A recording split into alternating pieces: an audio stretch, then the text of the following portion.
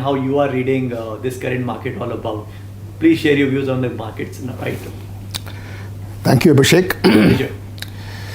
And warm good wishes to all of your clients. HDFC Securities is one of our valued partners, and we treasure such opportunities to share our perspectives with our partners and their customers. So first of all, let me thank HDFC for this opportunity. What is priced in the market at this point of time? What are the current expectations? To answer that question, perhaps it makes sense to go back and see what happened in last year. So remember, there was a post-COVID surge in the economy, in the aggregate demand. Now towards 24, that momentum began to lose some of its momentum. And fiscal 25, we saw the slowdown in the economy, and to some extent, the macro-prudential norms, policies followed by the central bank also accentuated this. Now slowly that phase is over now, and from the end of calendar 24 onwards, we are seeing a gradual recovery as far as demand is concerned. So that's point number one, that the cyclical slowdown that we saw last year now seems to be over. We are on the path to recovery. Clearly that pace of recovery has been a bit unsatisfactory. Recording in progress. Has been a bit sluggish. Now it is in this context that we have to evaluate the two stimulus programs that the government has announced. One, fiscal stimulus in the form of tax relief, and the monetary stimulus in the form of better liquidity as well as lower rates. I think clearly these two stimulus will go a long way in terms of reviving consumption demand. So the scenario that I see towards the second half of the year is a recovery in the consumption demand, which in turn gives corporates the confidence to push up a bit in terms of their corporate capex activity. So to some extent, then the flywheel gets the momentum. Consumption demand picks up, which in turn gives confidence for corporates to push their capex demand, which in turn revives consumption demand. And that's how the flywheel operates. So that is how I look at the market now. Better to look at the next 2 years in conjunction rather than this year alone. Put together, which is fiscal 26 and fiscal 27, one is looking at an early teens growth rate as far as Nifty is concerned. So that's where the market's expectations are priced in at this point of time. Valuations are fair. I would not characterize the valuations as cheap, but they are reasonably fair. And we can get into some more specifics later, but that's where the current macro expectations are. Okay. So to all our clients, definitely you want to know what's the daily pulse of the market, and I believe our research team is doing a phenomenal job in giving you updates on stocks and specific. So let us come to the discussion. What we really want Mr. Janki Raman to talk about is the new fund which Franklin is going to launch, which is Franklin Multi-Asset Fund. Now, multi-asset as a category, just for all the viewers, I know a lot of you would have tasted or experienced. We have there around 15-16 funds in that category. From our research, also we have approved 3 funds.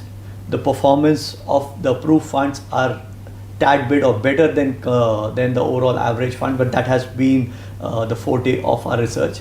But having said that, this we are talking about only the past data, nothing futuristic so far. So what we are talking here about is a multi-asset category. Now in multi-asset category, there will be multiple asset class which you are looking forward for, and how this fund is probably apt for this kind of a market. That's a very pertinent, relevant question, Abhishek. So what I will do is first spend a few minutes in terms of explaining the attraction of this concept itself, the multi-asset. How does it help investors? And then subsequently we can dive into how the Franklin multi-asset product is a bit differentiated. Right. Now clearly we are living in times of heightened volatility. It is amply visible if you look at the last 1 year itself. September to February was a very negative market. April to June has been significantly better in terms of returns. So very volatile. Now, how do investors handle this volatility? A lot of us investors, we want to be long-term investors. And when you look at products which are very seasoned, and if you look at their track record, for example, some of our flagship funds, Franklin flagship funds, have completed 30 years. And over the last 30 years, they've delivered a reasonably creditable return. That looks very interesting, and that looks a very aspiring target to reach. But the challenge lies in terms of managing the volatility during those 30 years. So what the CAGR does not convey adequately is the volatility that the customer goes through. Remember GFC, remember taper tantrum, then our own ILFS crisis, all that stuff. So one of the main requirements for investors is, how do I manage to hold on to the returns but not subject myself to extreme bouts of volatility? Right. And that is where multi-asset comes in. It is a reasonably effective solution, and the secret sauce lies in the extent of correlation between different asset classes. A classic multi-asset in the Indian context has 3 asset classes, right, and equities, fixed income, and commodities. Commodities, especially if they are represented by gold, it has a reasonably low and in many cases negative correlation with the equity returns, which means that during times when equities do quite badly, commodities tend to limit the downside to the portfolio. And that is the reason why these portfolios have lower volatility, and right, from a client's perspective, very importantly, much lower drawdowns. Mm-hmm. For our product, we have chosen a multi-asset benchmark of 65, 20, and 15, which is 65 equity, okay, 20 fixed income, and 15 commodities.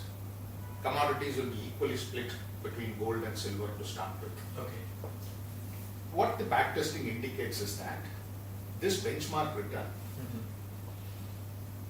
is reasonably close to the pure equity return of NSE 500. Okay. It is not equal to, definitely no, it comes quite reasonably close to, but the clincher is that it delivers this performance, returns performance, with significantly lower volatility. That is very interesting. Exactly. And now, increasingly, many of our investors are also becoming sophisticated and asking for risk-adjusted returns. True. That's where this does the trick. So our benchmark is going with this multi-asset benchmark, 65, 20, and 15, and this is the attraction that it holds to investors. Now, there is a way in which our product is also differentiated. Mm-hmm. Can I go into that now? Yeah, please, because our viewers will want to know that 65, 20, and the 15 are fixed, or they will move between as per market movements and whatever your views are across each of these asset classes. So please do share. So there is one layer of return which comes to these products, and that layer of return is primarily because of the standard asset allocation that I just mentioned, 65, 20, and 15. Now on top of this, an active fund manager can add value from 2 different dimensions. One is the asset allocation itself can be a bit more dynamic. So I did not need to restrict myself to this 65, 20, 15 for all periods of time. Okay. The extent to which I deviate from this, and I would call that the active risk, if the active risk pays off, then I'm able to add alpha to the performance. The second dimension in which I can add value is that, remember I mentioned the benchmark allocation of 65, 20, and 15.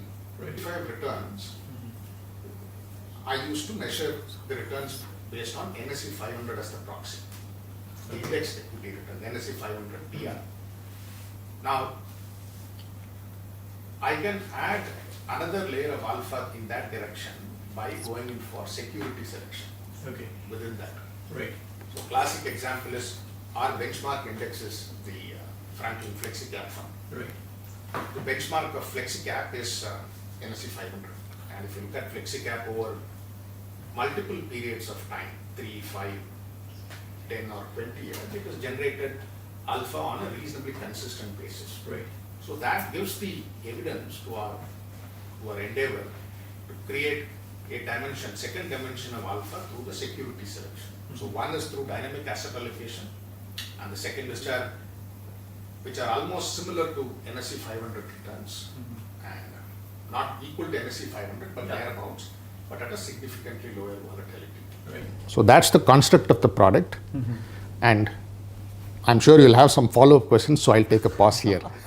So before I go to follow-up questions to all the investors, this is very interesting to note that if as an individual, if I am diversifying across 3 different asset classes and trying to participate across each one of them and having active weights in some or the other depending on my own opinion, the one thing is my opinion could be limited to my knowledge, whereas here from professional portfolio management there's a team which provides the knowledge. That's one. Second, more important is something which impacts immediately is when I switch between one asset class to another, there is a taxation implication which comes to the investors, and on how frequently I do that also multiplies in terms of the overall cost which I incur when I am creating such kind of an asset. So if the same asset is being created by a fund house, that becomes really very wonderful, because the entire thing is clubbed into one category. And so I want to know, Mr. Janki, will it remain an equity taxation kind of a fund, or will at any point in time you believe that you will be shifting in the taxation? What's the thought currently? Yes, Abhishek. So this product, in terms of the construct, right, will satisfy the requirements of an equity fund. Oh wow. So in terms of taxation, it will be like an equity taxation fund. Right. And maybe I will use this opportunity to throw some light on how we plan to take this asset allocation decisions on a dynamic basis. It is based on an algorithm, and this algorithm has been designed with some macro variables in mind. The 2 primary macro variables which play a large role in terms of the decision making are growth and inflation. Okay. We have opted for certain data series which have a high frequency, meaning that they come out with at least a monthly frequency. They are reasonably reliable, and using those data as a proxy, we evaluate the growth and the inflation impulse in the economy, right, again on a month-on-month basis. So every month, depending on the growth and inflation position during that month, we decide on what is the optimal asset allocation for that particular kind of situation, and then we implement that. So in the back testing, what has come out is that the equity allocation goes to a minimum of about 30%. It goes to a maximum of 80%. But then initially I also mentioned that this product will satisfy equity fund requirements. Right. So the gross equity exposure will remain at a minimum of 65. In case I need to take the net exposure to below 65, I am using derivatives. In that way, it is quite similar to a balance advantage or an arbitrage fund. Right. Initially, when we start with gold and silver as the 2 commodities, we plan to use ETFs. Right. Today, the liquidity of ETFs in both these categories is fairly good. Right. And in case we need more options, more avenues of having this commodity exposure, we'll also evaluate derivatives in the MCX or such exchanges. Okay. But to start with, only the exchange traded funds. So that's how the asset allocation gets dynamically done. To give you a bit more color, the algorithm is active, but it is also not hyperactive. Right. Back testing done for 20 years, that means 240 months. In those 240 months, the equity allocation is changed only about 80 months. Okay. And commodity gets changed by in about 90 to 95 months. Right. So fairly active, but not hyperactive, that in the sense it's changed almost for every month. That's not the case. So to some extent, that also minimizes the transaction costs. So Mr. Janki, now one thing what we are clear of is, yes, there is a multi-asset strategy, and in multi-asset strategy, you will be using actively participating into all of these asset classes. Equity can go from 30 to 80%, which is at a net level, and a gross level has to be 65, so that equity taxation is maintained. And second is debt and commodities primarily gold and silver. Now, to all our viewers, one thing very interesting I'll tell you. I think a lot of you, or almost most of you, would have seen the COVID era. And in the COVID era, there were only two people who were pumping money in equities. All the funds which were a multi-asset or a balanced category, because they had money, there was no investor rush, and they were putting in money in the kind of lower levels. And secondly, all those investors who had their SIPs running and whose SIPs hit on, say, 24th, 25th, 26th of March, which were like 26th, 27th of March, which were the bottom days of the COVID time. True. And they were the people who were most biggest beneficiaries, I should say, from that fall.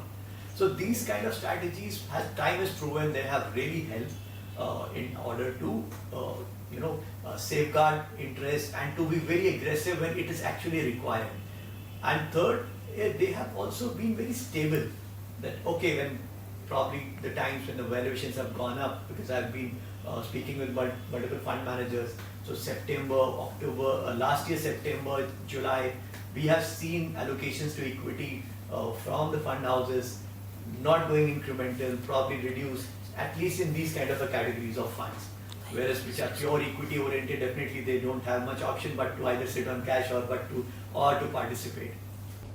Now, what I like to understand, what our viewers will like to understand, is equity over 10 years or 5 years have given double-digit returns.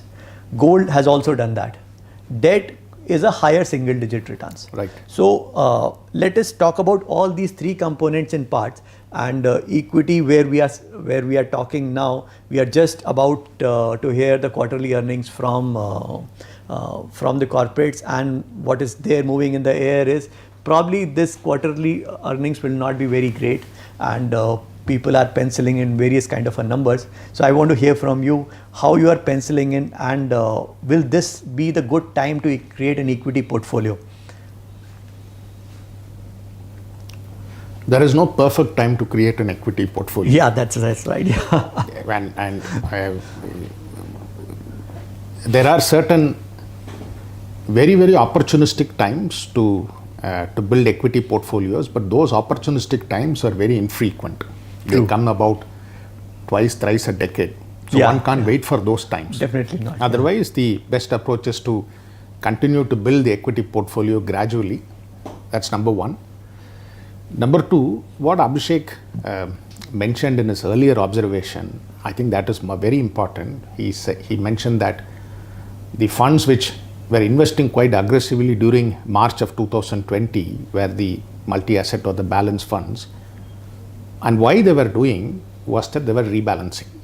So rebalancing is a essential and very value-adding concept of this multi-asset funds. Right. And even in this case, whether it is a multi-asset fund with only two asset classes like a balanced advantage, or a multi-asset with three asset classes like what we are now talking about, in all these cases rebalancing plays a very, very positive role. And the reason is very clear. You will be selling an asset which is outperforming and using the proceeds to buy an asset which is underperforming, and that trade invariably points in the right direction. Invariably, it helps you in terms of augmenting the returns. So that is as far as rebalancing is concerned. Regarding the expectations of this quarter, yes, there are apprehensions that this quarter's numbers may not turn out to be all that great. But do keep in mind that the big stimulus measures that I spoke about, both the tax stimulus as well as the monetary stimulus, take some time in terms of going through the system. Monetary policy takes 2 to 3 quarters before the impact of that shows up. So I would rather look at how the consumption demand picks up around the festival season. Right. And in our society, the festival season is when typically the discretionary demand tends to perk up. Right. So now this year, with the advantage of a tax savings, the advantage of better availability of credit, lower interest rates, and also possibly talks about the next pay commission recommendations which will start next year. So all these things combined, I am reasonably confident of consumption demand beginning to look up from the second half of the year. Right. Again, keep in mind that this year we have had a meaningful reduction in food inflation. And a lower food inflation means that the discretionary or the disposable income for rural households is better because they spend a lot in terms of food. So a lot of their income on food. So lower food prices means that disposable income for rural households improves, and which is one of the reasons why we have already started to see a strengthening of rural consumption demand. So we are pointed in the right direction. One can quibble that perhaps the pace of recovery is still not yet satisfactory, but I think, like I said, once the stimulus begins to exert its beneficial forces, you should see the demand recovery picking up momentum. So I'll go a little more deep on the equity side, because a lot of our investors who are there, since this fund majorly revolves around higher exposure to equity, approx 60% over the period of time, and then we'll touch upon other two asset class. In equity, as you said, that you will be running a flexi cap kind of a strategy where you'll be moving across market capitalization, could be large cap, mid cap, and small cap. And consumption is one thing which I could clearly make out. This is one of the sector where you are quite positive upon. Tell us 2-3 more sectors where you are positive upon, and where probably you will be having an overweight position in this fund, or where you are penciling a better growth numbers compared to the other industry. I would still think that corporate capex is reasonably doing well. Right. I'm saying this with the awareness that a large part of the market today is a bit disappointed with the pickup in the corporate capex momentum. Right.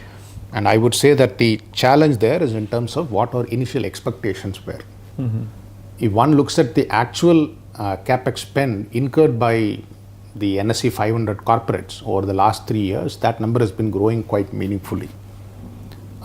So that corporate capex, I think that is still quite active, and we are looking actively for opportunities in those categories. About a year and a half back, this was a category which was characterized by very high valuation. Mm-hmm. So to some extent, those valuations have cooled off a bit, and now if those valuations are acceptable, I think that is one area where, as we speak, we are trying to look for more opportunities. We continue to be a bit overweight on real estate. We are probably in the early or the second innings as far as the real estate is concerned. Still a long way to go, and the balance sheets of the real estate companies look quite good. And interestingly, many of the leading real estate companies have reduced the risk in the business by going in for a diversified model, both residential development on one side and commercial real estate on the other side. So the overall business becomes less cyclical. So that is one area where I see opportunities. I'm a bit positive on many sides of consumer discretionary. Mm-hmm. Part of it is this real estate, but some of the other key parts of consumer discretionary are automobiles, home improvement. Automobiles, the current numbers do look a bit weak. But my thesis is that with such large stimulus programs, right, you will definitely see an improvement in auto demand 1 year down the line. Same goes as far as home improvement or consumer durables is also concerned. So there again, we are looking for opportunities. One area where quite a few of our funds are overweight is the broader theme of power. Okay. Obviously, a lot of us are aware of the fact that now power as a sector is undergoing massive metamorphosis from largely legacy fuel based structure. Now we are going more towards the renewable energy, and this transition calls for very large investments, capability to manage large projects and execute them well, and also the ability to ensure that these large investments can be done without compromising, in fact, improving the overall return on equity. So there are a few businesses which have been able to do it in the last 3 years. Okay. And it's a decadal opportunity. So this is again one area where we are quite keen. So these will be some of the areas where we are willing to be a bit more positively inclined. Within banking, I think perhaps now it's time to take a bit more risk, especially because of the fact that the liquidity conditions are quite comfortable. Right. You are in a rate cut scenario, so which means that let's say some of the businesses outside the blue chip category within banking, they may start to do quite well now. Interesting.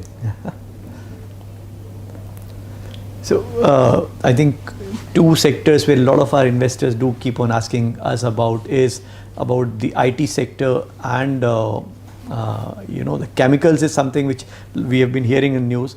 Lastly, Pharma with the final Trump saying, okay, there's a roadmap in terms of raising their tariff after say 12 to 14 months. And so they have some visibility in terms of tariffs. Apart though, we are awaiting other clarity on the tariffs for other sectors. So how you see these three, IT, Pharma and chemicals? Good that you raised that, Abhishek. I did not mention those, I did not cover those sectors. Now, as far as IT is concerned, in my view, in July of 2025, the clarity is a bit better when compared to about 6 months back. Especially the clarity on what is going to be the threat from AI to the Indian IT services business. Now, increasingly, it looks that the clients are definitely going to adopt AI quite extensively, but they also need a IT services partner in order to help them in this adoption. This is very similar to what happened in cloud, for example. Right. Cloud was expected to sound the death knell for our IMS opportunity, and some of our Indian IT companies were quite heavily dependent on IMS. But eventually, nothing of that sort happened. In fact, like cloud gave more opportunity for Indian IT companies. Something similar, not exactly the same, but something similar is evolving in AI as well. So the customers are definitely going to adopt increasingly more AI tools, but then they need somebody to build these tools and then implement the tools for them. Right. So the Indian companies do have opportunities. The challenge or the uncertainty is that some of the Indian IT companies, or many of them, they may be able to do these services with lesser degree of manpower intensity because of higher use of AI. So that is a challenge. I think the business model of Indian companies may need to adapt in order to accommodate this change in the manpower intensity of the business. And I'm sure all the Indian companies are building up capability in this direction. So the risk factor from AI, if you ask me, over the last 6 months has only gone down a bit in my view. Right. Second part is the near-term growth expectations of IT. What happens to that? Now, the big beautiful bill has been passed, so which means that you will see a tax cut for corporates, or at least the existing tax cuts they remain. It's the outlook for corporate cash flows is now better. The uncertainty goes away. I think this less uncertainty as far as cash flow, it definitely will give a nudge to US companies to invest a bit more in discretionary IT spending. One is already seeing early signals of that, especially in large categories like BFSI. So you combine the two, more clarity on AI and at least the likelihood that demand will not deteriorate from current levels. Okay. These two then, they make the situation a bit better as far as Indian IT companies are concerned. The challenge is, in terms of valuation, they are already trading at reasonably full levels. So that is where you have to take a decision.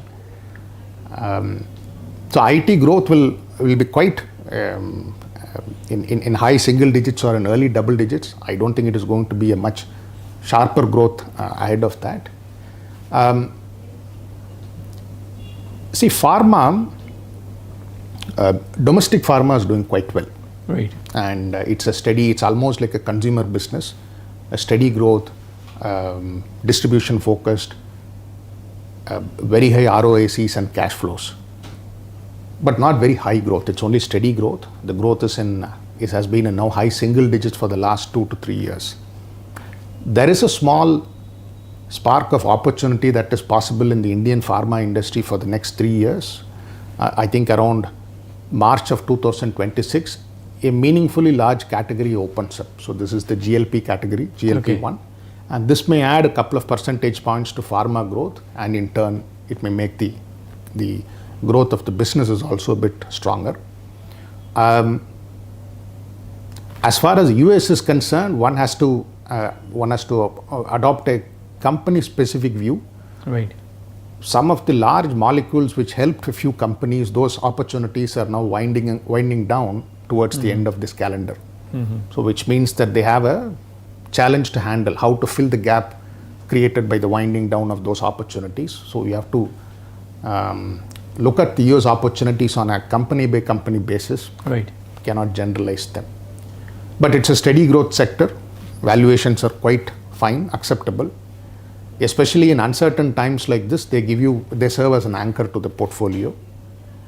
And lest I forget this, the healthcare component is also doing quite well now. And right. This is largely present in mid and small caps, the hospitals, reasonable growth. But the challenge is this is a sub-segment which is also characterized by stiff valuations. Right, true. The last category you mentioned is chemicals. Yes, last 2 years has been very tough. Right, true. If one looks at the reason for that challenging last 2 years, it is that during COVID, supply chain disruptions, a lot of customers chose to stock up their inventories. And then as these normalized, you started to destock the inventories. And that led to A, reduction in volume growth, and B, also price deflation. At least on the volume side, on the destocking side, by and large, it seems to be over. The commentary from especially, let's say, the ag chem companies right. indicate that cycle is by and large over. So volume growth will recover. On pricing, I'm not very confident. There is still the issue of fairly intense competition, especially from China. So year on year, volume growth will be better. Maybe one should not look at better pricing growth, and using that, one can take a call. What a lot of Indian chemical companies are also doing is they're continuously using their existing cash flows to seed new business initiatives. So even if the macro opportunity is not growing well, they are implementing a lot of self-help initiatives. So those are very interesting. Again, those need to be looked on a case-by-case basis. Yeah. But at least it is a sector definitely worth evaluating now.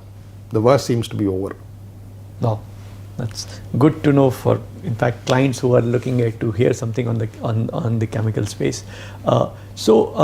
Broadly now, one segment of the three multi-asset, which is the largest one, as equities we have discussed.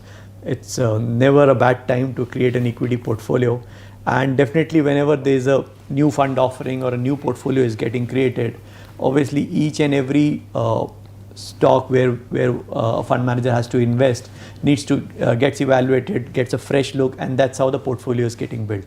Now I'll try to shift my focus to other asset class, which is gold and silver, with Janki, where you presently saying we will be spreading 7.5, so total 15%. But what's the view on gold and silver as in commodity? I know gold was getting some bump up because of a lot of global uncertainties, though uncertainty still continues. But yes, gold has taken a pause at least for a month or so, but that's a very short frame. And silver has its own industrial usage. So a view on that, why gold and silver as a category, and how you want to play them, because definitely it's for long term, but yes, we want to hear from you. Let me start with a qualifying statement. True. We at Franklin, we have no expertise in terms of predicting gold and silver returns. It's a bit very difficult. Unlike equities, where there is at least a fundamental logic behind the valuation, human emotions also get into the picture as far as gold and silver are concerned in a much more dominant way. Of course, human emotions are there in equity valuations Definitely also. A lot. So, the reason for this is simply because of the low correlation between gold and equity returns. So, my emphasis is not in trying to predict the returns of gold. I am comfortable just with the fact that the correlation between gold and equities is quite low, so which means that whenever equity returns are quite poor, gold will manage the volatility of that. So I'm more interested in that correlation pattern rather than predicting the returns of gold. In fact, in this entire the construct of the product itself, the dominant value adding feature is the asset allocation up and down in the equity part. Right. And what gold does is it helps doing that. So that the dynamic asset allocation around 65 as far as equity is concerned, I think that is the dominant value adding Definitely, yes. feature of this product. So that is observation number 2, that we are not capable of capable of predicting the returns as far as gold and silver. Third, from a directional perspective, what gives me the confidence in gold, despite the fact that last 5 years gold as an asset class has done very well. Last 1 year it has done exceptionally well. If you are a cautious investor, if an asset class is done like this, you will be cautious about them. Okay, but still, but still, gold, the dynamics which led to the performance, such performance in the last 5 years, those dynamics I think hold true even now. And what are those dynamics? It's primarily uncertainty regarding high levels of government debt in Western countries, large levels of money supply arising out of quantitative easing, unconventional monetary policies. So those are the ones. And the demand supply has also been, the demand supply, the tightness has been exacerbated by the fact that central banks have been buying gold quite consistently. So that also continues. So these dynamics continue to hold true, so which makes me think that the outlook for gold will remain a bit favorable. I find it difficult to quantify it beyond this. As far as silver is concerned, like Abhishek mentioned, besides the safe haven characteristic of bullion, it also has the additional advantage of an industrial use, especially in renewable energy assets. So which means that because of the growth in renewable energy assets, the demand has seen a slight jump up, a step jump in terms of demand. And in these commodities, supply also takes its sweet time before it responds to this additional demand. So the demand supply dynamics of silver also look good from a price perspective, which is one of the reasons why we initially started only with gold. Right. But with feedback from our partners, we definitely saw the merit in including silver as well. Okay. So we combined both of them. Okay. Lastly, the third asset class, which is 20%, though it will keep on changing as you said, but how the position will be, what will be the quality of papers and the duration on the debt side? Very risk averse on the debt side. So my benchmark as far as the 20% fixed income is concerned is the Nifty short duration index. Okay. So which means that neither will the fund take any corporate credit risk, nor will the fund take any large duration risk. So like you said, the active allocations go into equities and commodities. Fixed income serves as the category which absorbs the balance. Yeah, it's the reserve. Yes, that's the right word. The returns yielding result, reserves.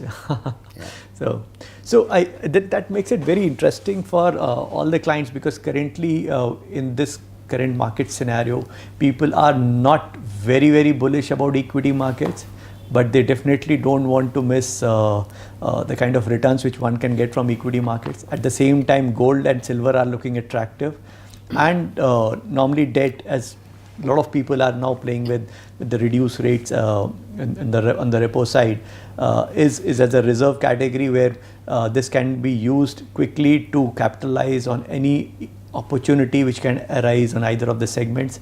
And so that's a fantastic combination of all these three. And so that's where the multi-asset fund which we are talking about, Franklin multi-asset fund. And just to tell our investors that this fund is approved by HDFC Research. Why it definitely adds one more feather to it is because if you see, there are 15 funds currently ongoing in the multi-asset category. We have 3 funds which are approved. The 3 funds which are approved in 1 year category, they gave an alpha among the industry average. So industry average was around 7%, they gave 8%. Industry average for 2 years was around 17%, 16.7, and our approved funds gave 20, and similarly for 3 years. So though we are not talking about only performance, because performance, this is all past, but what we see when we approve a fund is the entire fund philosophy, the people behind the fund, how they are expected to manage the fund, and our own understanding about the right opportunity at the right time. And we believe that this is definitely one of the fund which one can look forward for. Yes, since it has 60% or it can go up to 80% in equities, it will be relatively volatile than compared to a pure debt or a pure commodity. But what correlation, what we were talking about is that once there is a high movement on equity side, the other asset classes try to compensate if there is on the adverse side, if there is an adverse reaction. So that is where it balances the both and helps the client to have a smoothened journey. And just to tell you, Janki, when I was in doing some events with customers, there were clients who were like when we met customers in December, January, the entire narration of being overboard on equity drops immediately whenever people see a dip of 5-7%. And then obviously there's a lot of news around also which adds more to the fear, and it happens both the ways. So news also create a lot of euphoria, which is at times is not there. So all the clients who are looking forward for a portfolio which is very well balanced, very well created across multiple asset classes, this is one of the fund which is available, which is opening from tomorrow, which is opening from 11th. Correct. 11th of the month, and will be there till 25th. Correct. And all the investors who want to know more, read about it, please get in touch with us, your relationship manager. We are happy to help you. But this is as an asset class, if it is fitting your risk profile and your duration of risk, because that is all duration of investment, because here we are looking at for investors to participate for a longer term. Probably 3 years. 3 years is, Janki, is a good time for this fund to people to participate. 3 to 5 years. I know 10, 20 years is the best, but at least 3 years. At least 3 years is what we recommend. But yes, probably exit loads will end up after a year or so. But we urge all the investors who are participating in equity, just do a quick check on your risk profile, because it will be a riskier product. I'll not say highest risk, but definitely not a low risk. And then secondly, you should have a different longer term time horizon, because that's what we are looking here for. And just as I just said, our recommended funds in the 3 year category, in this category itself, has given 20% CAGR. That means anybody who has invested 100 has already seen 170, 175 percent kind of absolute returns, and when you are doing a 20% CAGR. Any return expectation, because client obviously look forward to when we are looking at to double the money. 4 years, 5 years is the right time frame for this fund to probably double the NAV. Or it's because 5 years it makes it 12% approx. Yes, I think your customers will find those returns quite satisfactory. Right. And yeah, doubling in 5 years, which is probably in line with what Indian equity returns are. Right, that's it, yeah. Yes. So to all the investors, look, when we talk about money growing, we should also keep in back of the mind the kind of risk which is associated. So, there are opportunities. When I interact with our research team on stocks, yes, there are ideas which talk about, doubling the money in a year or so, but that's how the risk is. With that, if you, I'll request each one of you to please understand this product. Our RMs are there to get in touch, and entire details are available. Please look into it, and then looking forward for each one of you to make your participation basis your own risk profile. And any last word, Janki, which you want to say before we close? Thank you, Abhishek, for the opportunity again, and I wish all your customers happy investing. And I also wish them, I also encourage them to make use of this product, because in investing, risk and reward come together, and if you are able to get a slightly better combination of that risk and reward, meaning that for the relatively the same reward, if you are able to reduce risk, I think that is an option that one should definitely consider, evaluate. So, like Abhishek said, do evaluate this product, go through the details and talk to HDFC Securities RMs. So, evaluate this product, and wish you all a very happy investing.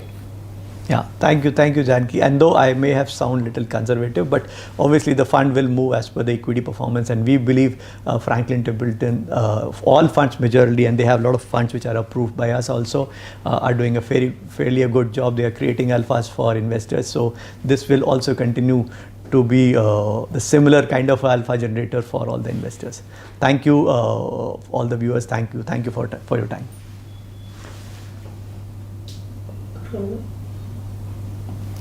That was long. Yeah. Actually, we started a little late. I think 45 minutes we had. But I think we were able to summarize it well. 40 minutes. Every now and then you are summarizing it very clearly. Because that's what I have learned across, when people get distracted. That's why I'm bringing